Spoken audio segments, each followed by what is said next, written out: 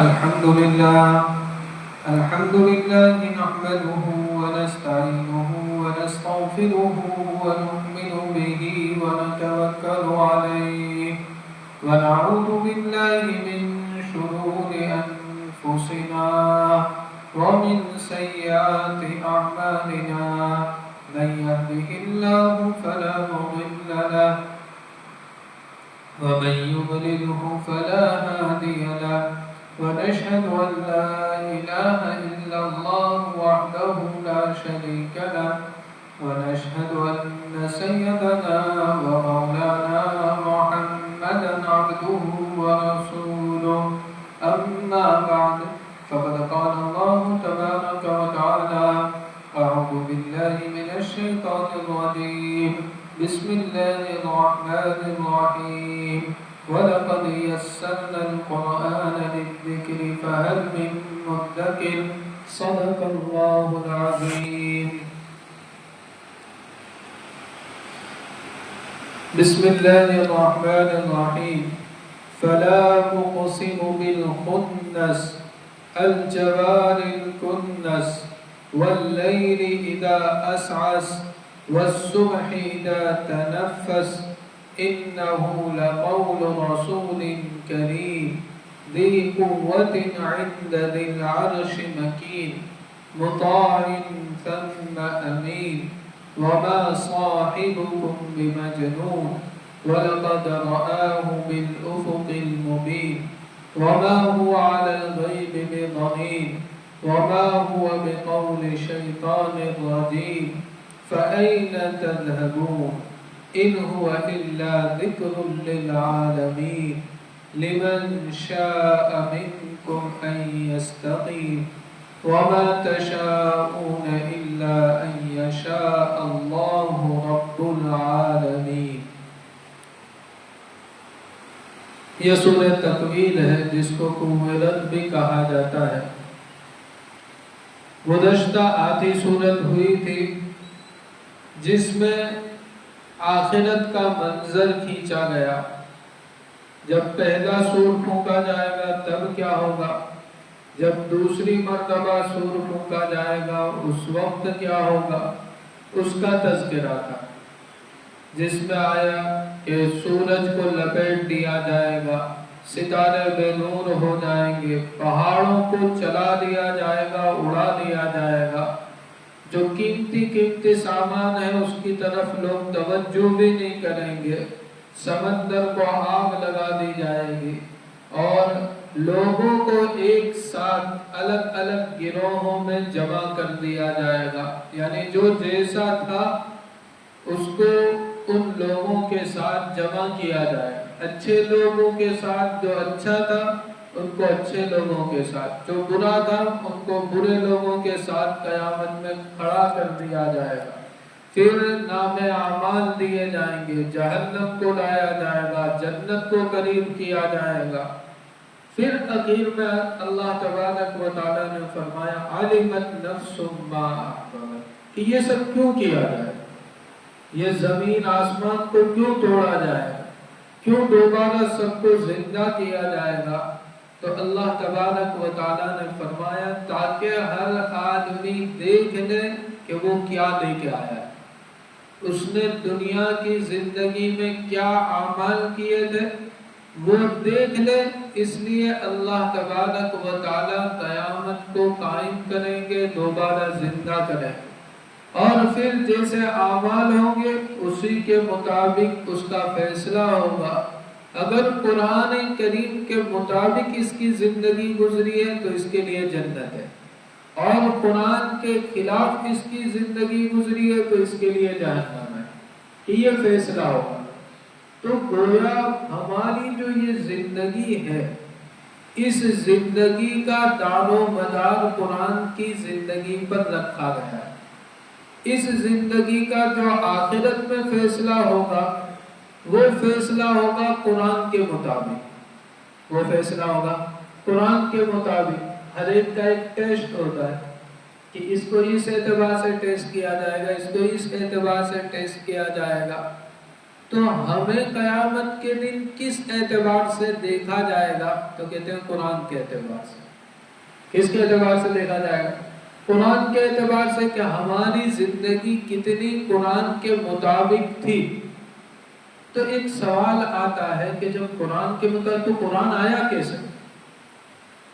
سوال ہوتا ہے کہ قرآن کریم کو ہمارے تک کیسے پہنچایا گیا ہے؟ قرآن کریم ہے کیا؟ تو ایک تو یہ دنیا کی زندگی ہے، یہ چاند سورج ہے جس کو ختم کر دیا، ایک اس کے اوپر کا عالم ہے، ایک اس سے اوپر کی چیزیں ہیں جو ہمیں دکھتی نہیں، جہاں اللہ تبارک و تعالیٰ کے سارے فرشتے ہیں، جہاں سے سارے احکامات نیچے اترتے ہیں۔ اللہ تبارک و تعالیٰ یہاں فرماتے ہیں کہ وہیں سے قرآن کو نازل کیا ہے، وہیں سے قرآن کو نازل۔ کیسے نازل کیا گیا؟ کس کے ذریعے نازل کیا گیا؟ کیونکہ کوئی چیز آدمی کسی کے ہاتھوں بھیجتا ہے تو ایک بڑا سوال ہوتا ہے کہ اس نے کس کے ہاتھوں سے بھیجا ہے، وہ کیسا آدمی ہے۔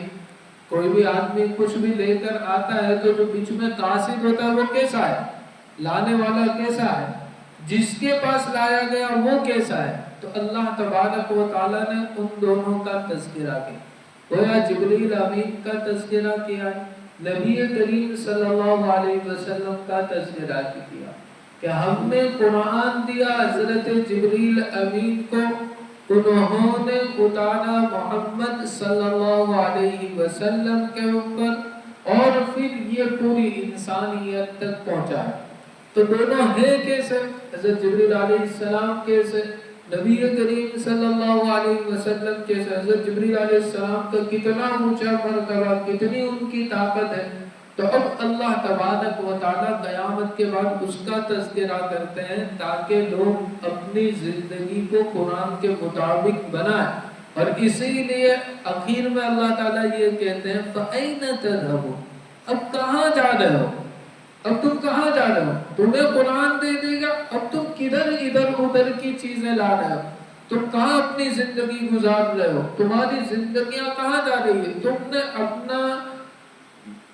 نے اپنا مقصد کیا بنا رکھا ہے، تم کس کو پسند کرتے ہو؟ حالانکہ تمہارے پاس قرآن ہے، حالانکہ تمہارے پاس اصل چیز موجود ہے اور تم ادھر ادھر بھٹکتے پھر رہے ہو۔ قرآن یہ کہے گا، اللہ تعالیٰ یہ کہتے ہیں، اس کو بھی قسم کھا کر کہا۔ اللہ تعالیٰ فرماتے ہیں فَلَا أُقْسِمُ بِالْخُنَّسِ، میں قسم کھاتا ہوں پیچھے ہٹنے والے ستاروں کی، الجوار جو سیدھے چلنے والے، الکنس جو چھپ جانے والے۔ یہ آسمان کے اوپر خمسہ متحینہ یہ نام آتا ہے، 5 ستارے ایسے ہیں کہ جو مشرق سے چلتے ہیں مغرب کی طرف، پھر اوندھے چلنے لگ جاتے ہیں اور پھر چلتے چلتے غائب بھی ہو جاتے ہیں۔ یہ ایسے 5 ستارے ہیں جس کے نام بھی بیان کیے گئے ہیں۔ اللہ تبارک و تعالیٰ نے گویا ان کی قسم کھائی، یہ جو ستارے چلتے ہیں پھر پیچھے جاتے ہیں پھر غائب ہو جاتے ہیں، تو ان کی میں قسم کھاتا ہوں۔ پھر دوسرا آسمان پہ کیا ہے؟ کہتے ہیں آسمان پہ دوسرا چاند اور سورج ہے، کہ چاند کی وجہ سے رات میں چاند ہوتا ہے اور پھر دن آ جاتا ہے سورج کی وجہ سے۔ اللہ تعالیٰ کہتے ہیں وَاللَّيْلِ إِذَا عَسْعَسَ، اور قسم کھاتا ہوں رات کی جب وہ چھا جاوے، وَالصُّبْحِ إِذَا تَنَفَّسَ، اور قسم کھاتا ہوں صبح کی جب وہ سانس لینے لگے۔ جب قسم کھاتا ہوں میں صبح کی کہ جب وہ سانس لینے لگے۔ یہ کیا؟ إِنَّهُ لَقَوْلُ رَسُولٍ كَرِيمٍ، یقیناً یہ قرآن کریم تو باعزت بھیجے ہوئے فرشتے کی بات ہے، باعزت بھیجے ہوئے فرشتے کی بات ہے، یعنی جبریل علیہ السلام کی ان کے ذریعے اترا۔ کہ اس کو ہم رکتے ہیں یہاں یہ کیا سمجھایا کہ ستاروں کی قسم کھائی، اور ایسے ستارے جو آگے آتے ہیں پھر پیچھے جاتے ہیں پھر چھپ جاتے ہیں۔ تو اس سے مراد بعض لوگوں نے تو جبریل امین کو دی ہے کہ حضرت جبریل علیہ السلام جو ہے وہ آتے تھے حضور کے پاس، حضور کے پاس آ کر جو وحی ہوتی تھی، جو قرآن ہوتا تھا وہ سناتے تھے، اور پھر واپس چلے جاتے تھے اور پھر چھپ جاتے تھے. تو گویا یہ ہے.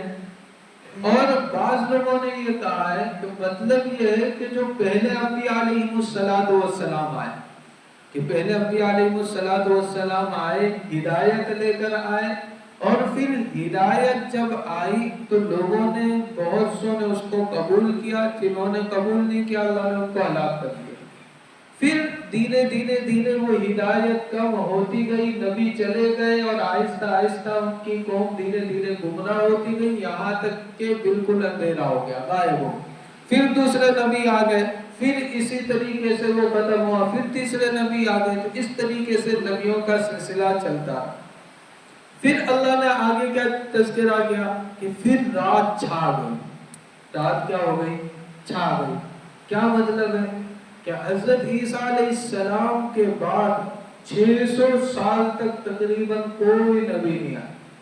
600 سال تک تقریباً کوئی نبی نہیں آئی. بالکل دنیا اندھیری ہو چکی تھی، گمراہیوں کی دلدل میں جا چکی تھی، کسی کے پاس صحیح راستہ نہیں بچا تھا. اس لیے کہ عیسیٰ علیہ السلام کی جو شریعت تھی وہ بھی ختم ہو چکی تھی، اس میں بھی ملاوٹ کر دی تھی.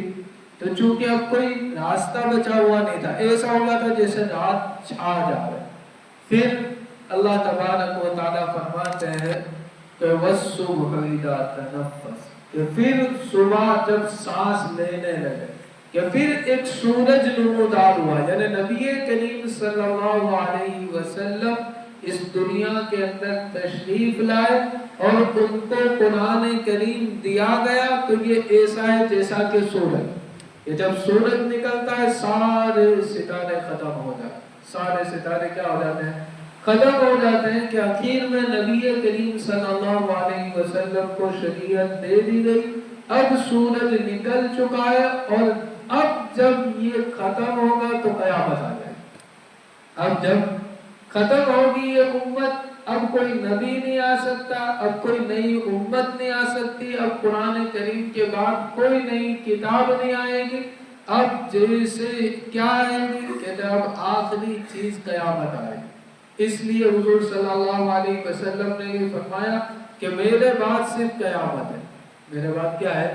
قیامت. یعنی اب کوئی نبی نہیں آنے والے. تو یہ اللہ تبارک و تعالیٰ نے یہ قسمیں کھائی اب قرآن کے متعلق کی. یہ قرآن کون لے کر آیا؟ یہ قرآن کریم ہم تک، انسانوں تک کیسے پہنچایا گیا؟ تو کہتے ہیں ایک تو حضور صلی اللہ علیہ وسلم کے ذریعے، جن کو انسانوں نے دیکھا، جن کو انسانوں نے دیکھا، ان کی زندگی کو دیکھا کہ وہ کیسے تھے، اور کہ وہاں تک کیسے آیا. تو کہتے ہیں جبریل امین کے ذریعے پہنچایا گیا.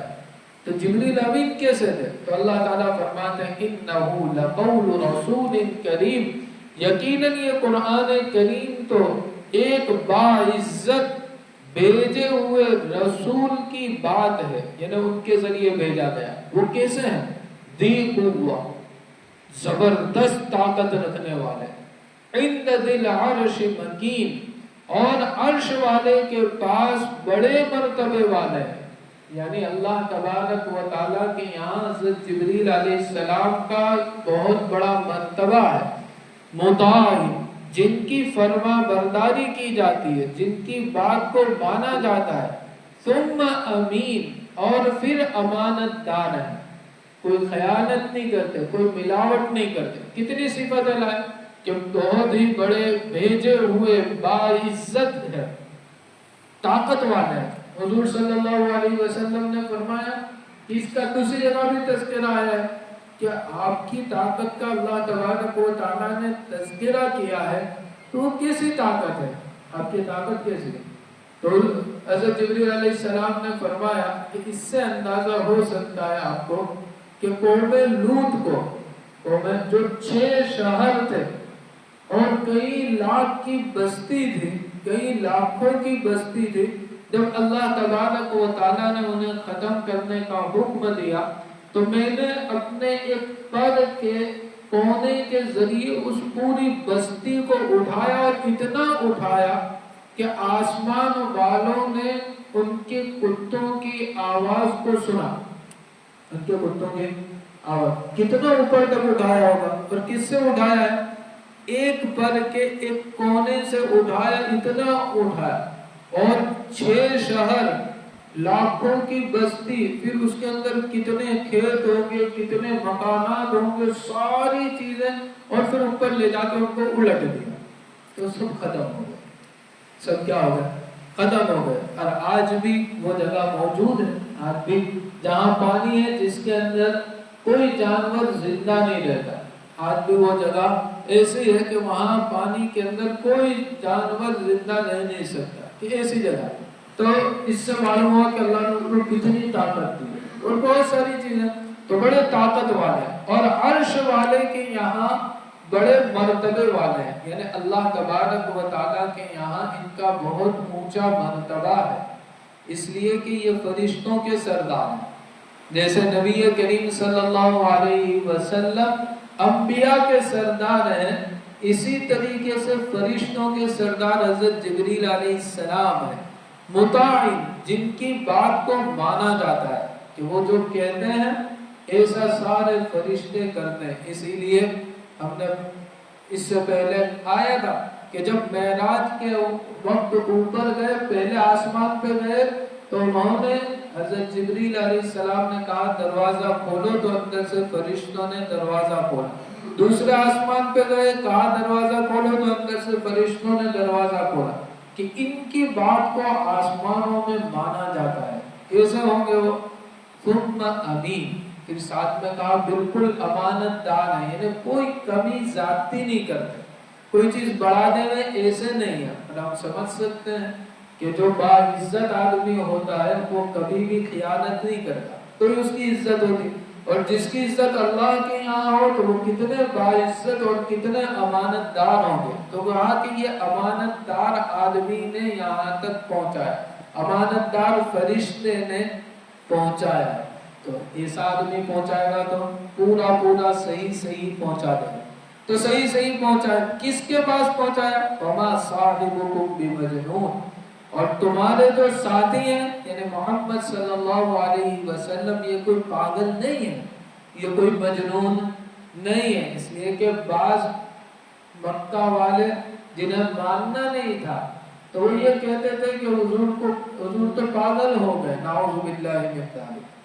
اللہ تعالیٰ نے منع کیا کہ وہ کوئی پاگل نہیں ہوگا، اور سیدھی سی چیز ہے، جو یہ کہتے تھے یہ پاگل ہو گئے، وہ خود پاگل تھے، وہ خود کیا تھے؟ پاگل تھے۔ کیوں؟ اس لیے کہ کوئی بھی پاگل آدمی ہوتا ہے تو سامنے والا اس کو سمجھ لیتا ہے کہ یہ پاگل ہے، اگر تھوڑی بھی عقل ہوگی تو سامنے والا جو ہے وہ پاگل ہے یا نہیں اتنا تو وہ سمجھ لیتا ہے، لیکن جو خود پاگل ہو وہ یہ سمجھ سکتا نہیں ہے کہ صاحب وہ جو پاگل ہوتا ہے اس کو سبھی پاگل دکھتے ہیں، تو ان کے اندر تو عقل تھی ہی نہیں، اس کے اندر عقل تو حضور صلی اللہ علیہ وسلم تو پاگل نہیں تھے۔ وما صاحبکم بمجنون، کہ تمہارے ساتھی کوئی پاگل نہیں۔ اور ساتھی کیوں کہا؟ اس لیے کہ حضور صلی اللہ علیہ وسلم بچپن سے لے کر نبوت کے زمانے تک اور نبوت کے بعد انہی کے درمیان میں رہے تھے، اور وہ خود یہ کہتے تھے کہ ان سے زیادہ امانت دار کوئی نہیں، ان سے زیادہ سچا کوئی نہیں پورے شہر میں، جس کے متعلق یہ کہا جاتا ہو کہ اس بچے، جبکہ بچے تھے تب سے یہ کہتے تھے، بچپنے کے زمانے سے مکہ والے یہ کہتے تھے کہ یہ صادق اور امین ہے، یہ سچے بھی ہیں اور امانت دار بھی ہیں، ان کی زبان سے کبھی جھوٹ نہیں سنا، ان کی زبان سے انہوں نے کبھی بھی کسی چیز میں خیانت نہیں کی، غلط ملت نہیں کیا، کبھی زیادتی نہیں کی، جیسا ان تک پہنچایا انہوں نے ایسی ہی امانت واپس کی۔ تو کیسا ہے؟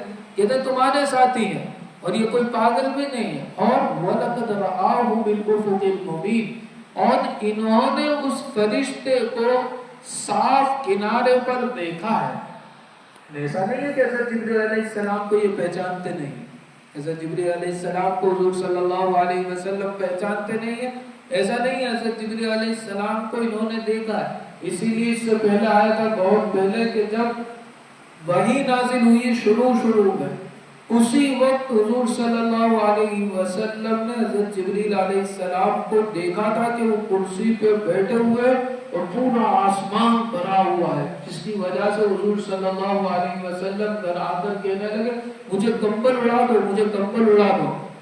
اور دوسری مرتبہ جب حضور صلی اللہ علیہ وسلم آسمانوں پر بلائے گئے، معراج میں لے جائے گئے، تو اس وقت حضرت جبریل علیہ السلام کو سدرۃ المنتہا کے پاس ان کی اصل شکل میں دیکھا حضور صلی اللہ علیہ وسلم۔ تو حضور صلی اللہ علیہ وسلم حضرت جبریل امین کو پہچانتے بھی ہیں، کیا ہے پہچانتے بھی، تو ایسا نہیں ہے کوئی دوسرا جا کے نہیں کہتے ہوئے اور وہ ملاوٹ ہو جائے قرآن میں، ایسا بھی نہیں ہے۔ جو لان ہے وہ بالکل طاقت والا، کوئی ان سے چھین لے گئے ایسا بھی نہیں ہو سکتا، ان سے کوئی چھین لے گئے، اور وہ امانت دار پورا پہنچاتے ہیں۔ حضور صلی اللہ علیہ وسلم نے اپنی زندگی تمہارے سامنے گزاری ہے اور تمہیں معلوم ہے کہ یہ کیسے ہے، اور یہ فرشتے کو بھی پہچانتے ہیں، یعنی قرآن جو آ رہا ہے وہ بالکل پکی بات آ رہی ہے۔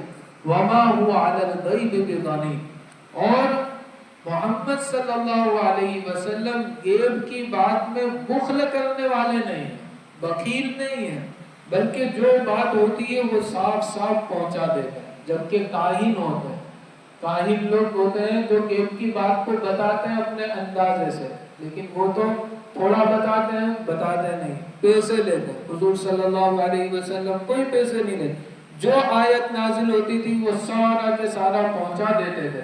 وما هو بقول شیطان الرجیم، اور یہ قرآن کریم کوئی مردود شیطان کی بات نہیں ہے، کوئی مردود شیطان کی بات نہیں ہے۔ اور کیسے ہو سکتی ہے شیطان کی بات، کیسے ہو سکتی ہے؟ شیطان کس کا حکم دیتا ہے؟ برائیوں کا۔ شیطان کس کا حکم دیتا ہے؟ دھوکے کا۔ شیطان کس کا حکم دیتا ہے؟ جھوٹ کا۔ شیطان کس کا حکم دیتا ہے؟ بے حیائی کا۔ شیطان کس کا حکم دیتا ہے؟ سود کا۔ ہر برائی کا حکم شیطان دیتا ہے، جبکہ پورا قرآن کریم ہر اچھائی کا حکم دیتا ہے، ہر اچھائی کا حکم قرآن کریم کے اندر موجود ہے، ساری اچھائیاں قرآن کے اندر موجود ہیں اور اس کے احکامات موجود ہیں۔ اللہ تعالیٰ نے وما هو بقول شیطان الرجیم، اور یہ کسی مردود شیطان کی بات نہیں ہے۔ اب اللہ تعالیٰ کہتے ہیں فَأَيْنَ تَذْهَبُونَ، کہاں جا رہے ہو تم لوگ قرآن کو چھوڑ کر، قرآن کی تعلیمات کو چھوڑ کر، قرآن پر عمل کرنے کو چھوڑ کر تم کس طرف جا رہے ہو؟ کیا تم بھول گئے کہ قیامت آنے والی ہے؟ کیا تم بھول گئے کہ مرنے والے ہو؟ کیا تم بھول گئے کہ آسمان ٹوٹنے والا، آسمان پھٹنے والا، زمین شق ہونے والی ہے، چاند اور سورج ختم کر دیے جائیں گے، یہ سب ہونے والا ہے، اب تم کہاں جا رہے ہو؟ یہ قرآن ہم نے تم کو دیا کہ یہ ہے اصل چیز، یہ کیا ہے؟ یہ ہے اصل چیز، یہ مسلمانوں نے چھوڑ دیا، اس لیے اللہ کی مدد مسلمانوں کے اوپر سے ہٹ گئی۔ جب اللہ کو چھوڑ دیا، اللہ کے قرآن کو چھوڑ دیا، اللہ کے رسول کو چھوڑ دیا، تو اللہ کی مدد بھی آسمانوں سے مسلمانوں سے ہٹ گئی۔ تو آیت اس لیے تھا کہ ہمیں قرآن پر عمل کرنا ہے۔ اللہ تعالیٰ کتنے پیارا انداز، فَأَيْنَ تَذْهَبُونَ، ارے کہاں جا رہے ہو یہ قرآن کو چھوڑ کر؟ اپنی زندگی کہاں جہنم والی بنا رہے ہو؟ جنت والی بناؤ، قرآن والی بناؤ۔ إِنْ هُوَ إِلَّا ذِكْرٌ لِّلْعَالَمِينَ، یہ قرآن ہے کیا؟ قرآن کیا کرتا ہے کہ یہ تو تمام لوگوں کو یاد دلا رہا ہے، یہ قرآن کریم تمام لوگوں کو یاد دلا رہا ہے کہ دیکھو تم دنیا میں نہیں تھے، کہاں تھے؟ عالم ارواح میں تھے، عالم ارواح میں تم نے کہا تھا کہ ہاں تم ہی ہمارے رب ہو، اللہ سے کہہ کر آئے ہو، اور پھر دنیا میں آئے ہو، دنیا میں ہم نے تمہیں پیدا کیا، دنیا ہم نے پیدا کی، یہ دنیا ہم ختم کرنے والے ہیں، آخرت قائم کرنے والے ہیں، تم سے ہم حساب لینے والے ہیں، تم غفلت میں مت جانا، تم غفلت میں دنیا میں مت پڑ جانا۔ تو اللہ تعالیٰ کہتے ہیں ان هو الا ذکر للعالمین، قرآن کریم تو تمام لوگوں کو یاد دلانے کے لیے ہے، لمن شاء منکم ان یستقیم، اس شخص کے لیے جو یہ چاہتا ہے کہ وہ سیدھا راستہ اختیار کرے۔ جو آدمی اب چاہتا ہے، یاد تو سب کو دلانا ہے قرآن کریم، سب کو، پوری دنیا کے انسان، لیکن قرآن جو نازل ہوا ہے خالی مسلمانوں کے لیے نازل نہیں ہوا، پوری انسانیت کے لیے نازل ہوا ہے، ہر ایک کو یہ پڑھنا چاہیے، خالی ہماری جاگیر نہیں ہے، یہ تو سارے انسانوں کے لیے قرآن نازل ہوا۔ اور وہ کہتا ہے کہ ہم سب کو یاد دلا، جو پڑھے گا جو سمجھے گا اس کو قرآن کریم یاد دلاتا ہے، لیکن فائدہ کس کو ہوتا ہے؟ کہتے ہیں جو اندر سے یہ چاہے کہ مجھے سیدھا راستہ اختیار کرنا، جو یہ چاہے کہ مجھے سیدھا راستہ اختیار کرنا ہے، یہ قرآن اس کو راستہ دکھائے گا اور منزل تک یعنی کہ جنت تک پہنچائے گا۔ اور جو چاہے گا ہی نہیں تو یاد دلا دے گا لیکن وہ جنت تک پہنچ نہیں سکتا۔ لمن شاء منکم ان یستقیم۔ اب سوچنے کی چیز یہ ہے کہ ہم چاہتے ہیں کہ نہیں چاہتے۔ سوچنے کی چیز اصل کیا ہے کہ میں چاہتا ہوں یا نہیں چاہتا سیدھے راستے، کہ اگر میں چاہتا ہوں تو میرے لیے ضروری ہے کہ میں قرآن والی اپنی زندگی بناؤں، ورنہ یہ زندگی ختم ہو جائے گی، آج نہیں تو کل اس دنیا سے ہم چلے جائیں گے اور حساب لیا جائے گا۔ وَمَا تَشَاءُونَ إِلَّا أَن يَشَاءَ اللَّهُ رَبُّ الْعَالَمِينَ۔ اب وہی اللہ کا جلالی انداز، اللہ ہی سب کچھ ہے اور تم چاہ نہیں سکتے مگر یہ کہ اللہ تبارک و تعالی چاہے جو تمام جہانوں کا پالنے والا ہے، جو تمام جہانوں کا پالنے والا ہے۔ یہ پوری کائنات کو کون چلا رہا ہے؟ اس کے ذرے ذرے کو کون چلا رہا ہے؟ سورج کو کون نکالتا ہے؟ کون غروب کرتا ہے؟ بارش کون برساتا ہے؟ یہ سارے چرند پرند کو کھانا پینا کون پہنچاتا ہے؟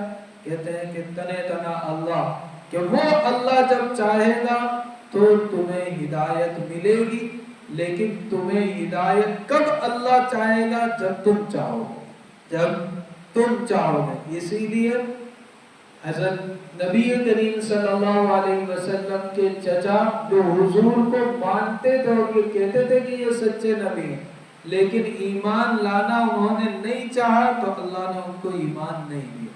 جبکہ حضرت بلال حبشہ کے رہنے والے غلام، لیکن جب انہوں نے چاہ لیا تو اللہ نے ان کو ہدایت دے دی، ان کو ایمان دے دیا۔ کہ سارا دار و مدار جو ہے وہ یہ ہے کہ کرنے والی ذات تو اللہ ہی کی ہے، لیکن اللہ تبارک و تعالی ہدایت کب دیتے ہیں؟ جب بندہ یہ چاہے کہ مجھے ہدایت پر آنا ہے، مجھے قرآن والی زندگی گزارنی ہے، تو پھر اللہ اس کو ہدایت دیں گے۔ اور جو چاہے گا ہی نہیں تو پھر اس کو ہدایت نہیں مل سکتی، اس کو ہدایت نہیں مل سکتی۔ اللہ تبارک و تعالی ہم سب کو قرآن والی زندگی گزارنے کی توفیق عطا فرمائے۔ اللهم لك الحمد كله ولك الشكر كله ولك المن كله، يا رب صل وسلم دائما ابدا على حبيبك خير الخلق كلهم، ربنا لا تزغ قلوبنا بعد إذ هديتنا وهب لنا من لدنك رحمة إنك أنت الوهاب، ربنا آتنا في الدنيا حسنة وفي الآخرة حسنة وقنا عذاب النار۔ یا اللہ ہم تمام کے تمام گناہوں کو معاف فرما، یا اللہ پوری امت کے گناہوں کو معاف فرما، یا اللہ امت کے حال پر رحم فرما، یا اللہ پوری امت کو اپنی طرف متوجہ ہونے کی توفیق عطا فرما، یا اللہ ہمیں بھی اور پوری امت کو قرآن والی زندگی عطا فرما، یا اللہ آپ ہی کہنے اور سننے کی توفیق عطا فرماتے ہیں، یا اللہ آپ ہی اس پر عمل کی بھی توفیق عطا فرما دیجیے، یا اللہ اس کے نور سے ہمارے دلوں کو منور فرما دیجیے، یا اللہ امت جہاں کہیں پریشان حال ان کی پریشانیوں کو ختم فرما دیجیے، یا اللہ خصوصاً فلسطینی مسلمانوں کی تکلیفوں کو ختم فرما دیجیے، یا اللہ فلسطین کو آزاد فرما دیجیے، یا اللہ فلسطین کو آزاد فرما دیجیے، یا اللہ ان کی ضرورتوں کو غیب سے پورا فرما دیجیے، یا اللہ جو مانگا وہ بھی عطا فرما دیجیے، جو مانگنے سے رہ گیا وہ بھی عطا فرما دیجیے، یا اللہ موت تک ہمیں ایمان اور اعمال پر ثابت قدم فرما دیجیے، یا اللہ موت تک ہمیں کسی کا کسی اعتبار سے محتاج اور دست نگر نہ بنائیے۔ اللهم انا نسألك من خير ما سألك منه نبيك محمد صلى الله عليه وسلم، ونعوذ بك من شر ما استعاذ منه نبيك محمد صلى الله عليه وسلم، وأنت المستعان وعليك البلاغ ولا حول ولا قوة إلا بالله العلي العظيم برحمتك يا أرحم الراحمين۔